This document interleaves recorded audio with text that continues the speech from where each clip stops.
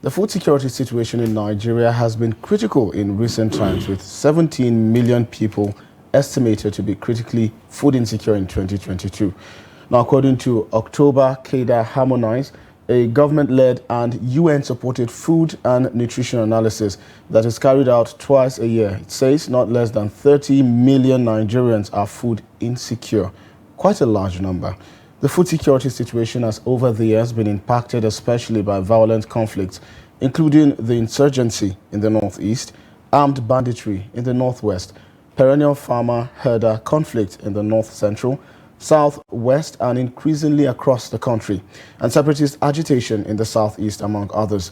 In order to contain this situation, Nigerian government declared a national emergency on agriculture on July 13, 2023, as record inflation has made basic food unaffordable for many. 4 months after the declaration, many Nigerian farmers are saying nothing new has happened, as the government is yet to provide any assistance in the form of loans, inputs, incentives, and policies to support them in reducing their production costs, despite having a state of emergency in the sector. The question is, can the emergency in the agricultural sector regain the lost glory of Nigeria, who was once known as agriculture-driven economy and food secured? This forms thrust of our discussion on Daybreak Show as we x-ray the state of emergency and agriculture declared by the federal government. And we have in the studio the national president of the Maize Association of Nigeria, Dr. Bello Abubakar Annoor. We also have Rabiu Tukur Hassan. Rabiu is a farmer and also an economist. Gentlemen, welcome to the studio. So, you are the boots on the ground. You are the farmers who are doing the work to ensure that Nigerians get fed. In your perspective, perhaps I should start with you, Doctor. What would you say have been the issues, aside these ones that I've mentioned, and how has it really impacted the sector? Well, good morning. Morning.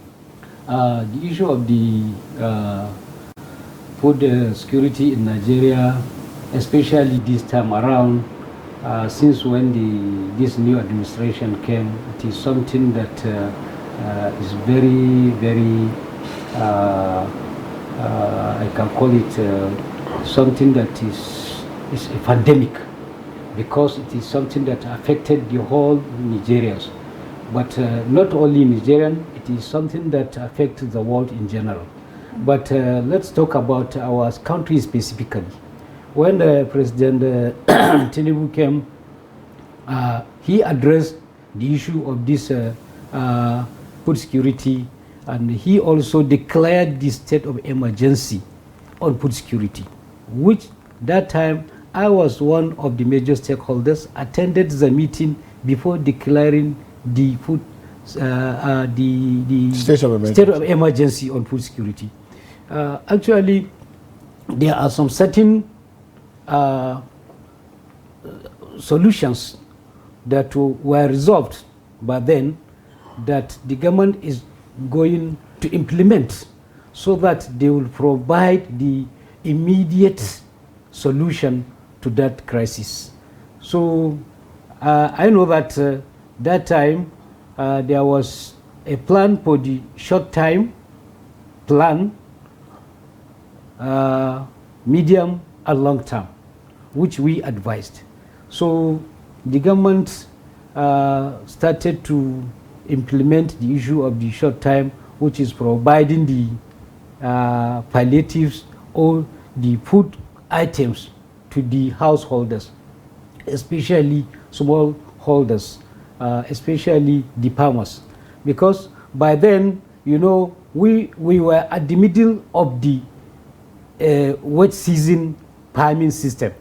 So because it was in July, so at that time there was no any food that is available or that will come early.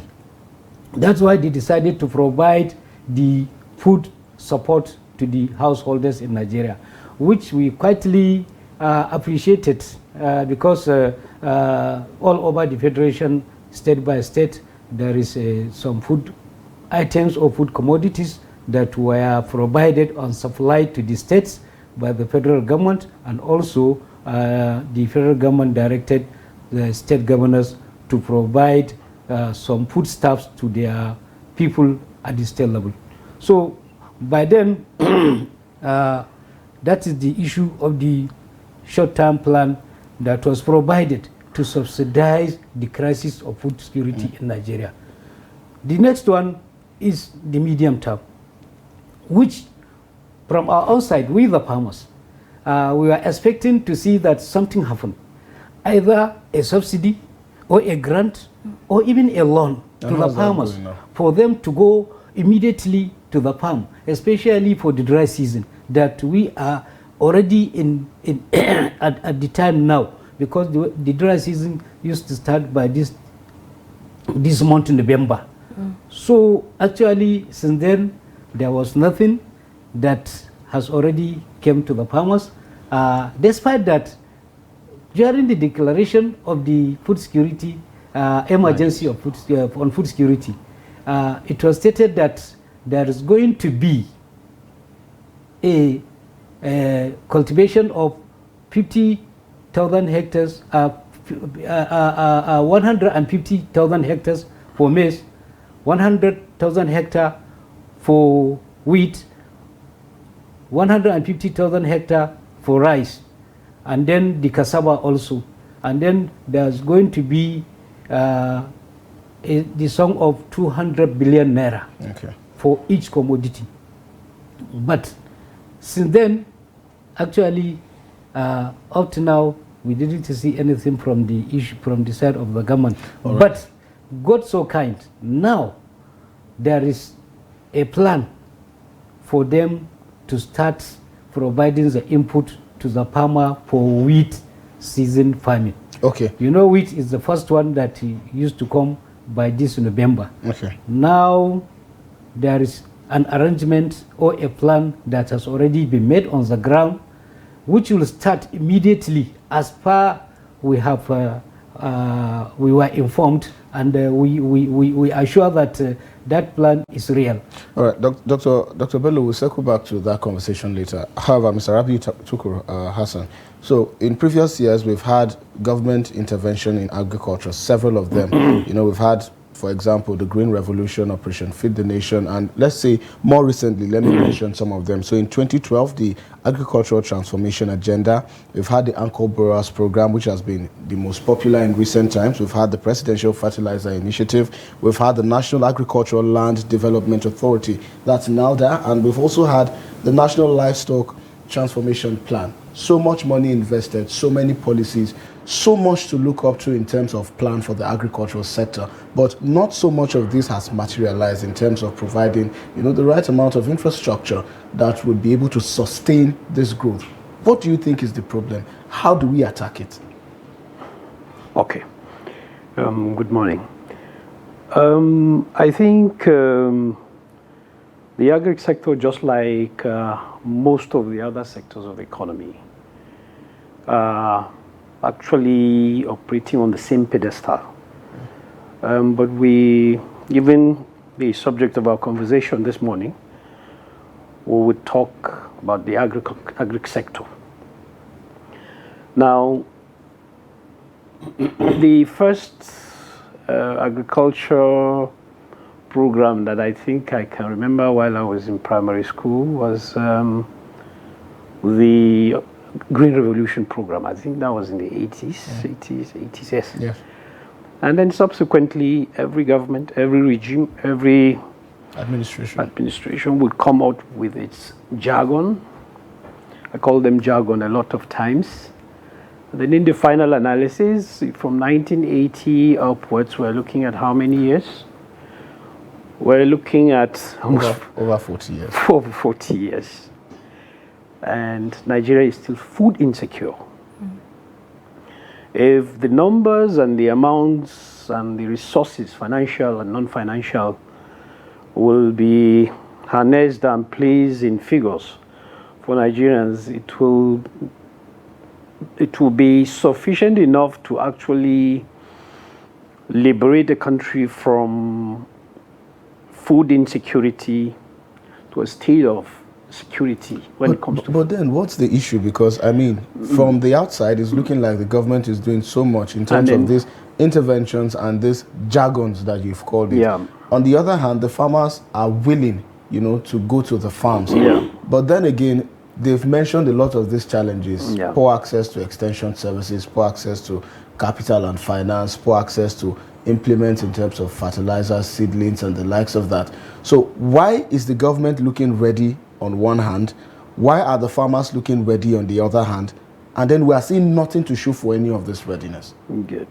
It is a combination of so many factors: local, and then national, then continental and global. We have elucidated clearly that the issues of climate change is one of them, but the secondary elements and components of the problem are actually only exacerbating the case. But the fundamental problems have actually not been addressed. And governments and the elites in Abuja, when they sit in their office, they would look at the whole matter from that elitist point of view, and a lot of times not from the farmer's point of view, and not from the fundamental, that is the environmental point of view. Let me cite some examples to say something like that. Now, despite all these initiatives, the amount of land that Nigeria actually deployed to agriculture still remain dismal. Dismal in the sense that we have about 70.3 million square kilometers of arable land that you can farm. And we are only, up till this time around, from the latest statistics, farming on 23% of the 70 million. Wow.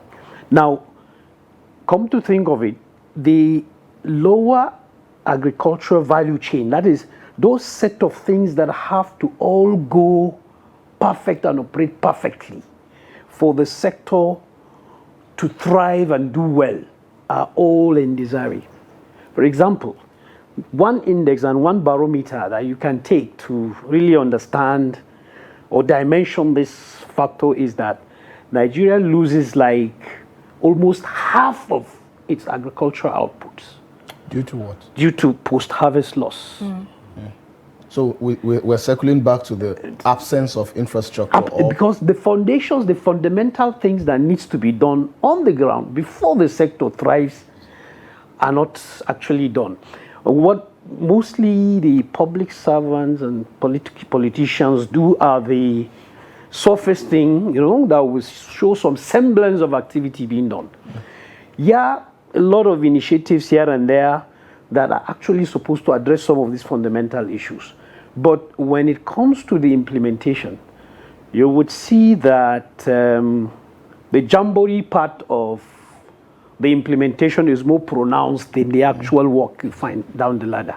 So we celebrate so much. We celebrate what we are doing, but when you go back, we are not doing enough. We're supposed to do more. Second, the other angle is like efficiency. This is what that they call efficiency. I think is one of the biggest problems we have in this country. How so? Now, let me give you an example.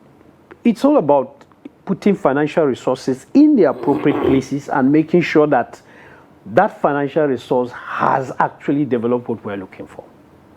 For example, whatever talk the government does on agriculture, what is the number of tractors per farming population in Nigeria?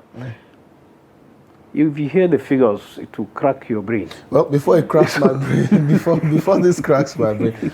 So, Doctor, you're the president of the Maize Association of Nigeria, which means you've participated quite reasonably and significantly in some of these interventions. Let's talk about the most recent one, which is the, of course, Anchor Borrowers program. Yes. Would you say some of the challenges that Mr. Tukur mentioned are some of those things which militated against the success of that program?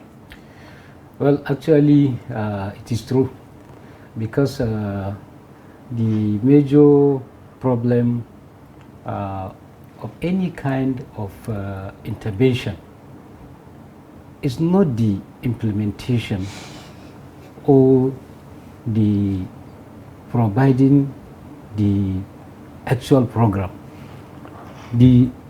For the first time, the people that will now design the policy and also to implement it. Okay, so you're talking about when Mr. Tukur was talking about people who are up in government, yes, determining what's good for the farmers who are in the streets. Yes. So actually, this is what is happening. The program, let me talk specifically about the issue of the recent program, that is the Ankobara program. Okay. It's a program that was designed to promote and empower smallholder farmer. To empower him from maybe if he's cultivating 1 hectare to cultivate 2 hectares. Also to provide food security, to provide, to create job creation, and also to enhance the economy of the country. It's a very good program, and it has worked well in so many ways, but there are so many challenges. Please, what are they? The challenges is that initially the people that designed the policy and also the plan, they just sat down, as how he said, in their offices without consulting the other major stakeholders, especially the farmers. So that they just design what they feel that it is right from their own end. So which at the end, the inputs or the services that will be provided to the farmers will be imposed to the farmer.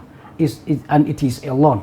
And you don't know that they said that a beggar has no choice because they are in need. They need it. So many times the farmers were imposed to take something that they don't have even any connection with it. Also the services that will be rendered to them, they are not in need of that services. So that is one of the major challenges. And then the issue of providing the funds at the right time, or the input, because it is when the finance, the funds are ready, the input supplies will now supply to the farmers. So at times farmers used to get their input very, very late. What is the use? You want to cultivate maize or rice. Instead of you to get your input from the first week of June, that is in the northern part of the country, or maybe end of, or maybe May, June, but you'll not get it until end of August. By then you have already finished everything, and they provide, they supply to you, and it is a loan. So you see that one also is another challenge.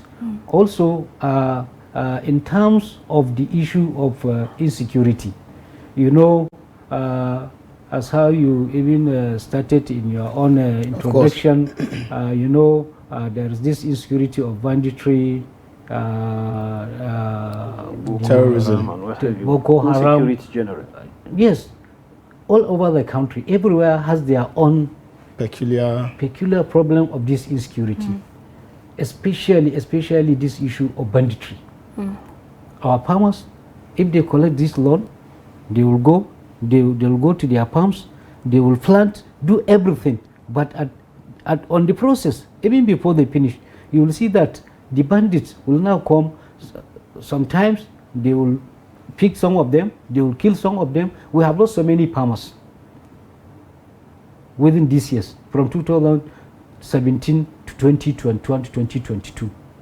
Under this program, they were at their farms. We have so many records on this. While in some other farms, they will come and set fire in the farms. I'm one of the victims, because I was also, my farm was also affected. Perhaps you should tell us your experience. Okay, what happened is that I cultivated 50 hectares. My friend cultivated 30 hectares. In one place, 80 hectares. He is the one that is in charge of the farm. He is the one that is taking care of the farm. I have never been to the farm, that site, because of this issue of insecurity. So on the process, there was a time they were applying fertilizer. These bandits came and kidnapped him. They went away with him. He spent more than 2 months with them. We spent 25 million naira to get him free from them. After that, during harvest, when we went to start the harvest, they now came back to the farm again. They didn't get anybody to kidnap. So as a result of that, they now set fire in the farms. The entire 80 hectares. I'm telling you, even one cup of maize we didn't get in that farm. I have the video, I have the full record of that. That is myself. So let me come in quickly here. I like the fact that you are at the helms of affairs. You're part of the committee, you know, in setting up just before the state of emergency was declared on agriculture in Nigeria. Now, it's not enough to have government stating policies, you know, telling us what their plans, their strategies, long-term and short-term. What about accountability? You did say how some of these things have not been put in place, they have not been implemented. How do we begin to hold government accountable? Because in the past, government has said a lot, and this government, this administration is saying something else, and we're yet to see the much needed result we need to see. As someone who is the mouthpiece of the farmers in your association, how do we begin to hold government accountable? Well, from their own side, they are doing their best. They can. But the issue, the challenges that are coming across, I'm just explaining about this issue of the challenges and the issue of the intervention of the recent program. So I think, I'm sorry, I will come back directly to your question, okay, and I will answer it. All right. But please let me just try to land on that issue of the challenges and the success of the program. Okay. So I've just mentioned few of the challenges on that program. But if you look at what happened from 2015 to 2021, the Anko program, despite all the challenges, if you look at the quantum of the food provided or supplied within that time, that period, 2015 to 2021, there was no food shortage or insufficiency of food in Nigeria, and nobody has complained. So then why is the food prices soaring every day? Okay. For example, the cost of rice. I mean, in 2022, we saw rice pyramids scattered across you know, the FCT here. But then again, a bag of rice as at then was around 38,000 Yes, naira. it's true. So what caused that? It's true. What caused that? Then you ask, that time, how much was the price of the dollar? Now, how much is the price? But then again, is the price of the dollar directly connected to the food harvest that we recorded then? Because I mean, these food items were cultivated locally. Of course, I understand that we have to source a lot of these inputs. But then again, the Anko Borough program, in quotes, was there to provide these inputs to the farmers. So how is the increase in the food price directly tied to the dollar if the Anko Borough's program was there to ensure that farmers got all of the support that they needed? Yes, really, they have got all of the support and they have provided, and it has worked well. That is why I'm telling you, that time, the major evidence that you will trust me that it has worked.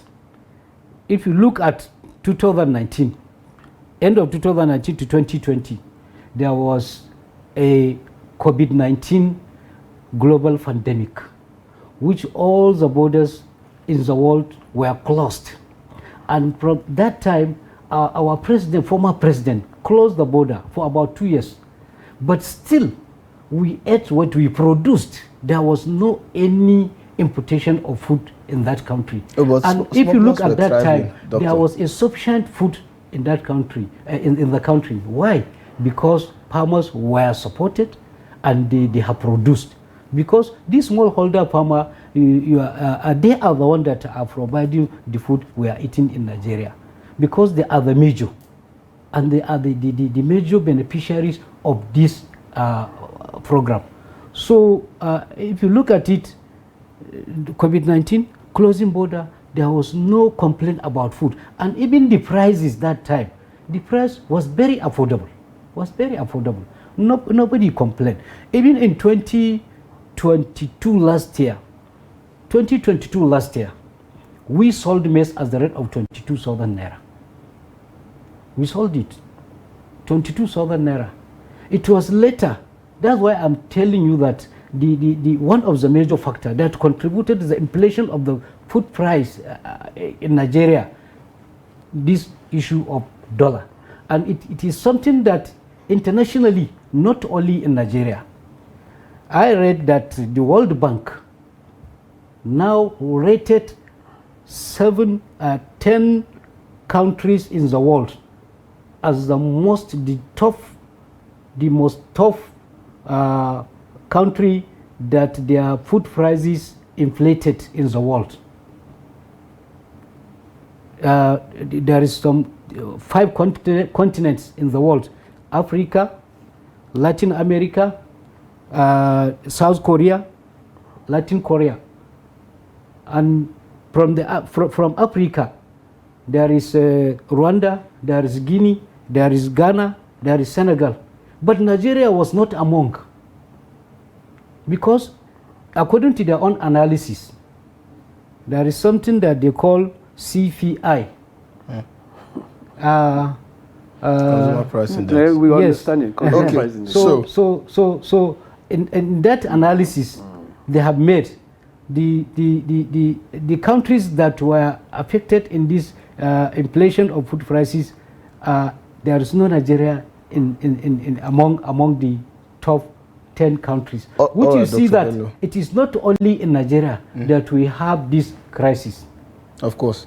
Of course, I understand that, Dr. Bello. Mr. Rabiu, you are the economist here, so perhaps we should talk more on the Consumer Price Index. So we've seen over time, Dr. Bello explained that even last year they sold maize at around 22,000. But then that's not the issue, is it? Because over the course of the time that this program came into action, we've seen the price of these food items only go up. So what exonerates this from happening? What is the excuse? Because I'm still confused as to the reason why the Uncle Boras program would record the success at the level that they said that it recorded it, and Nigerians are still finding it difficult to the extent that staple food is no longer accessible to a lot of people. So how do we explain all of this? There are conflicting records of analysis done by different agencies all over the world. The World Bank rely on the information brought out by Nigerian statistical authorities and some of the basic research they do. But I think the most reliable statistics in this case should be some of the statistics that is churned by the farmers themselves. The farmers, represented ably by the chairman of the Maize Farmers Association. He had said that as of May last year, the price of a bag of corn was 27,000 or 22,000. 22,000. And we are at the moment at the peak of the harvest.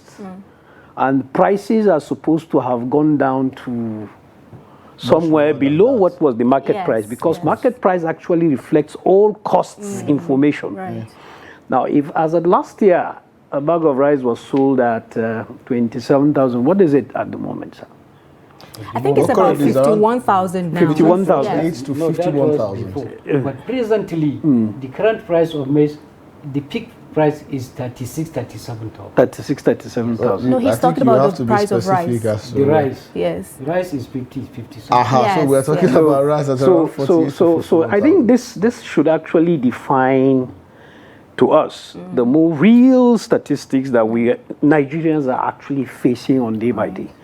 The Federal Office of Statistics will do its work. There's no way a government authority will give information that will discomplement the government. And the World Bank actually understand those language. They work with what the figures and then analytics. But the fact of the matter is that our inflation rates as far as food is concerned should be something in the semblance of what happened in Argentina. What is happening in Argentina, we're talking of 800%, 900% year on year. Now, the reason is, you see, the way the consumer price index in Nigeria has food inflation is the biggest component. Yes. Of the basket. It's the biggest component of the basket. Now, and that is what should actually drive the rate of inflation more, more dynamically than other components that we. Now, but I see rates of like 28% or thereabout on quarter by quarter basis, yes. But on year basis, we should be talking of something much more than what we are seeing being given to people. Yeah. Now, what will justify this is the fact that Nigeria, the number of hungry people is increasing. We're talking of 17 million people that are not sure of whether they will get the next meal, the next day, Right. or thereabout. In fact, the middle income Nigerians, like, I don't know whether one of you, I am one of them. I mean, I struggle more on the food I take and my family than the kind of struggle I did the last few years. Everybody knows that. These are the reality on the ground. Now, when I was buying a bag of rice for 7,500, that's during the middle of the previous administration, and I can't buy one anymore. Now, and this thing has kept. So fundamentally, like I said, like agriculture as a sector, the very fundamental things that needs to be done to ensure that the sector thrive well and that little effort is done to generate the wealth that Nigeria is needed and the food that Nigerians need have actually not been really done, So we superficially do so many things and spend so much resources. In the final analysis, the total amount of resources committed and the total output, you will see the thing. Let me give you one simple proxy that can help us all understand that. As we are speaking, despite all this expenditure, as of last year, Nigeria imported over 800 billion naira worth of food into the country. In fact, we do import milk and milk products. When Nigeria has the highest herds of ruminants, animals, in Africa, we have about 138 million of such ruminants, cow, goats, pigs, and whatever. That subsector in the agricultural sector operates less optimally than Benin Republic that has 4 million ruminants. You get the point. Now, the same thing, Niger Republic is doing better than us. Niger has about 76 million animals. We have 130-something million animals. And yet, the contribution of that particular subsector of the agri sector is so minimal to the entire sector that tells you so many fundamental things are not right. Let me add, Nigeria has over 3 million hectares of land that can be used for irrigation farming, for dry season farming. The combined effort and energy of the government in all the river basin development authorities, about 8 or 9 of them, we are not yet cultivating up to 1 million hectares out of the 3 million hectares that is available. This is fundamental. Per yield output in Nigeria is one of the lowest. This is fundamental. The cost of agri inputs determines the prices of output. The market. Exactly. The rate of inflation across all the needful things that you need to put up to make sure that agri inputs go smoothly into the agriculture, it's not there because the subsidies are not working even where they are. And I don't know whether they still exist. Subsidy in agri inputs are not working. Now, reason being that when you now put all the economic activities, you cost all the economic activities that needs to go into farming. Then after the farming activity, and despite the threat of the bandits and what have you, by the time you now produce, out of all that you have produced, about 35% of what we have produced in Nigeria goes to post-harvest loss. Corn particularly, which is one of the most staple food, registers somewhere around 25 to 30% post-harvest loss. Because there are no roads, effective routes, efficient routes, transportation system that will take them. There are no storage systems. The governments of the world, governments of developed economy have seen one good reason that the total post-harvest loss for last year was like, an estimation of about 3.5 trillion naira worth of loss. Meaning, in essence, is like you have 3.5 million naira of energy, productivity. Wasted, burnt, kind of. And then in 2022, we imported 800 billion. That's inefficiency, and we exported 800 and something million naira worth of food. Now, all these activities going on around and within and what have you, if they are working effectively, what we would expect is to see that Nigeria is food secure, Nigeria is exporting surplus, and everybody is wealthy. That is not there, and that is the missing link between policy, action, and results. There's the policy. All of Nigerian policies are very well when you read them from the books and the codes. When human beings come to begin to implement, that's why I usually say our problem is not the laws, it's not the policies. It's the human beings that are actually implementing. Mr. Tukur, thank you very much for stating that. Yes. Doctor, implementation is a challenge. Yes. Before the issue of this implementation and whatsoever, about the issue of this price inflation, if you look at it, it is just this year, early this year, we are in November now, from January to date, that all the prices of food has raised up. So the issue of supporting the farmers or providing any incentives, whether it is a credit, a loan, or subsidy, since 2021, the CBN has stopped the Uncle Brower program or providing any loan to the farmers. 2021. So farmers are literally on their own right now. So therefore they are on their own. From our own end, what we did, we did partnership, private partnership with some other input suppliers outside, that is independently. This is what we have done. We have started, we have done in 2022, even this year 2023, we have done that. So there is no any support.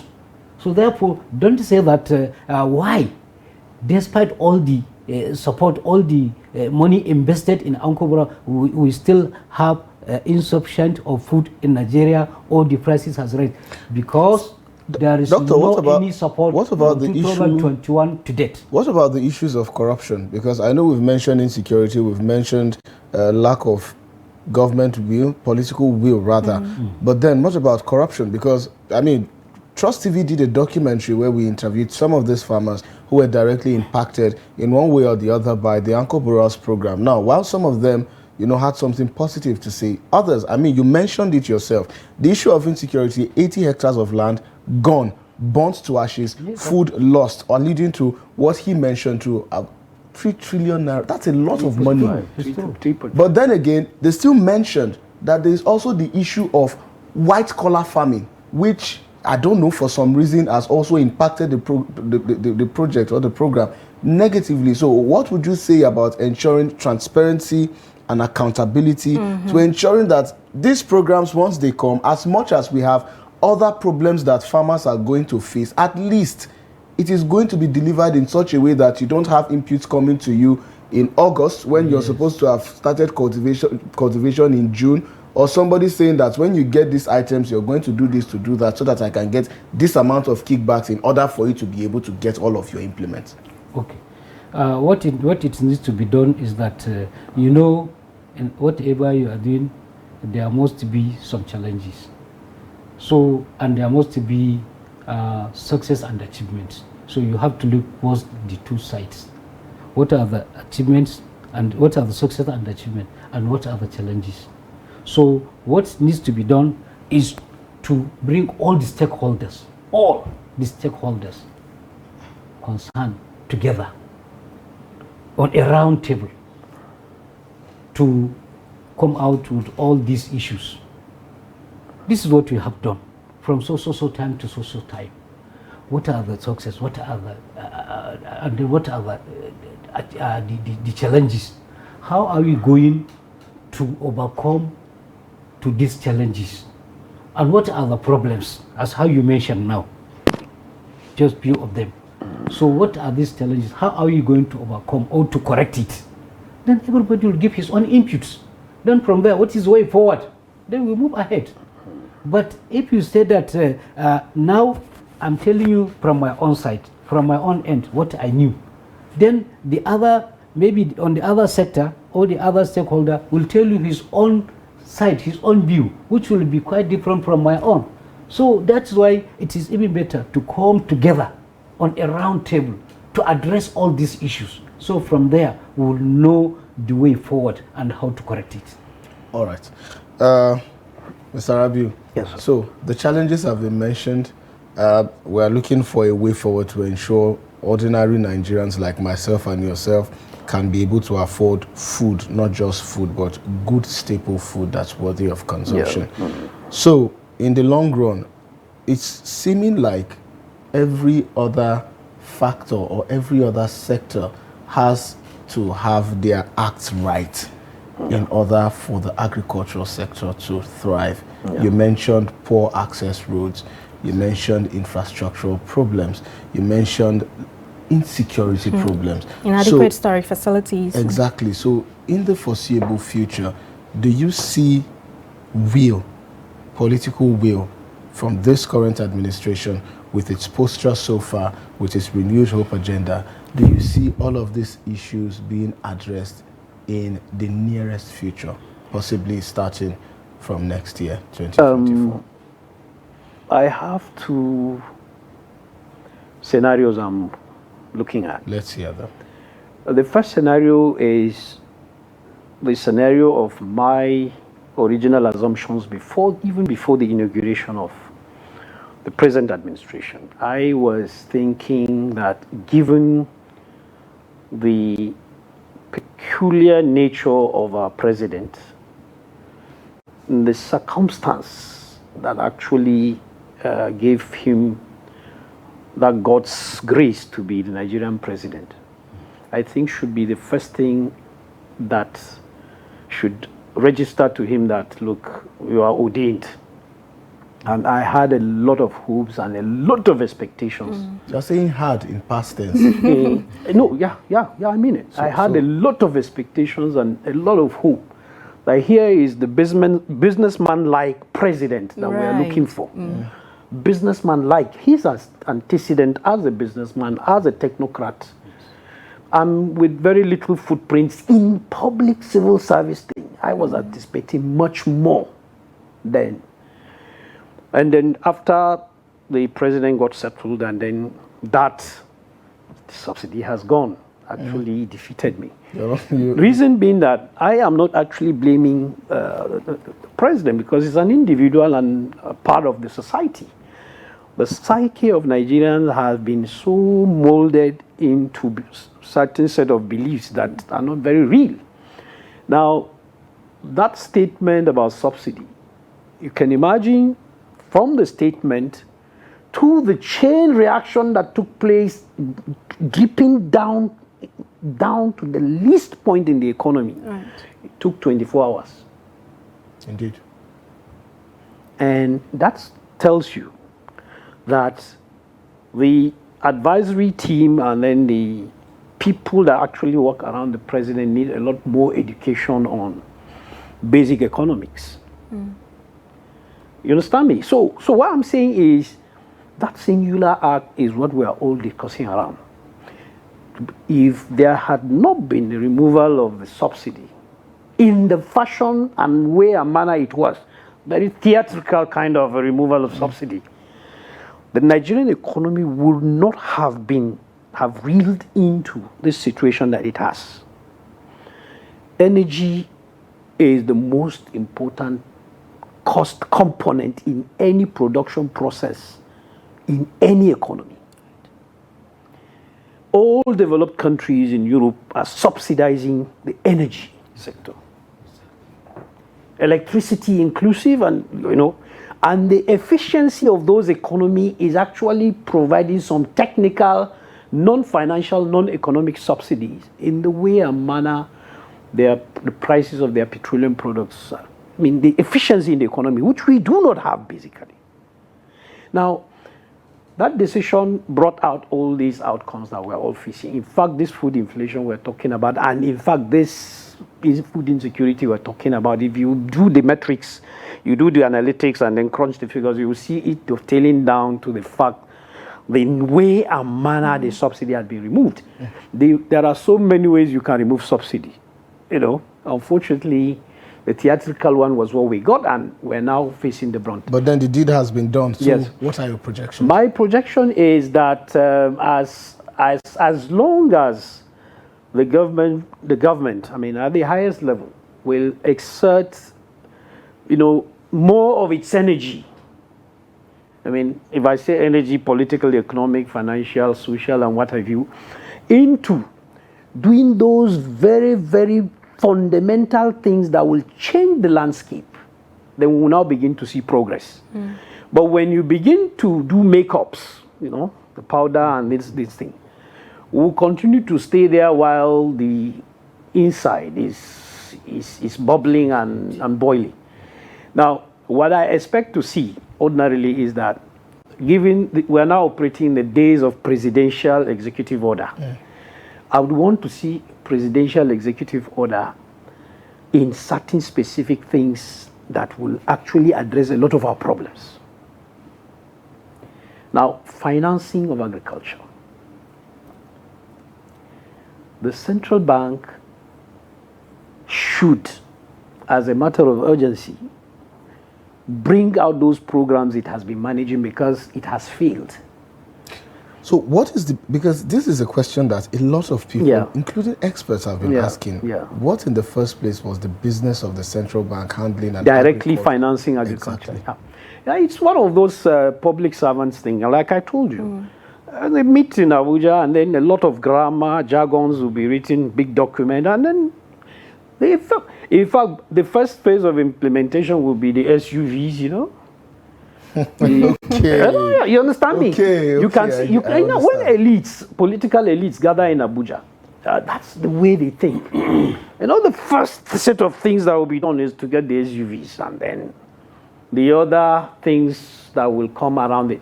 And then before the farmer gets the first kobo, the politicians have already gotten all the large chunk of it. You understand? That's how it happens. Any program of government, you go deep, you see. I was a public servant before. Circling back to exactly. You can see how the mentality, public servants, political office holders, it's same. It's about not the jumbo, I mean the carnival around some of these implementation that actually speaks well. And the media has been an accomplice, because very few, I'm not saying all of them, very few actually really bother to go deep and look at what happens down. The moment the news are out, and then the stories will be delivered as given, and then that is the end. All right. Thank you very much, Mr. Rabiu. I was going to mention that the Media Trust has always done its due diligence across all of our titles to ensure that these issues, especially around inflation, food inflation, is brought to the fore. So conclusively, Dr. Bello, he has said a lot about the issues as well. So what would be your submission as to this state of emergency that has been declared by the federal government? Now, I'm asking this because, some of the issues that impacted the Anchor Borrowers program are still very much alive. And with the state of emergency being declared, it would mean that we would start seeing programs such as the Anchor Borrowers program and even more coming up in the future, which means that we are seeing potential successes and also potential challenges coming forward. What would be your advice to the government in order to get it right this time? Well, I have mentioned something earlier about the issue of the conducting a meeting with all the major stakeholders. Maybe we'll be going around on the same issue with Alhaji Rabiu about what he said. Anytime, whatever you now bring for the farmers or for the agriculture, as far as it will remain unchanged, that is the elites and the other political leaders, the public office holders will just sit down and design and implement, there will be no change. So therefore, my specific advice, especially to the Minister of Agriculture, he has to carry everybody along, especially the producers, that is the farmers, the grassroots farmers. They have to be carried along, because the experience they had is more than those that are still in the office, because their own is just a theoretical knowledge. They don't have the practical experience. And you know, the practical experience, especially in farming system. You cannot be sitting always in the office or going here and there without practicing, without doing something practically to say that you have the knowledge or you know how to do it. So, because it is from there that he will understand what is the major problem. What does these farmers need? What is their major problem? If it is an issue of finance, how are we going to solve it? If it is the issue of the inputs, if it is the issue of mechanization, if it is the issue of the extension services, post-harvest loss, up to the end of storage. Because we lack storage facilities also at the end. So all these, let us iron them out, but with the major stakeholders concerned. If they can do that, then to also include or engage those farmers in implementing right from the policy up to the implementation. That is number one. Secondly, the private partnership also should be adopted, because in agriculture, look at how many millions of people we have in Nigeria. I think we are over 200 million, and each and every day the number is increasing. The number is increasing, and every day we are eating. Even if it is once in a day, we are eating. So the rate of the quantity of food we are consuming every day is increasing. So it is something that the government alone cannot do it. So it is good to engage private partnership arrangement. It's only to give them enabling environment. All right. So that the government, our association like our own, and the farmers and the major service providers, maybe for mechanization, which is very critical, and also extension services is major critical, and the farmers to come to collaborate together, so that they will provide their own input and their own contribution towards the success of tackling problem of agriculture in Nigeria. All right. Dr. Bello Abubakar Annoor, the president of the Maize Association of Nigeria, as well as Mr. Rabiu Tukur Hassan, who is a farmer and also an economist. I want to thank you so much for your insightful perspectives on the issues and especially your recommendations to the government as regards moving forward towards ensuring a food secure Nigeria. Gentlemen, thank you so much for coming on the program. Thank you very much. We do hope to have you again subsequently, hopefully to talk about the successes that would have been recorded, and by then hopefully you would be able to afford a bag of rice as the situation becomes more difficult. 25,000 naira. Indeed.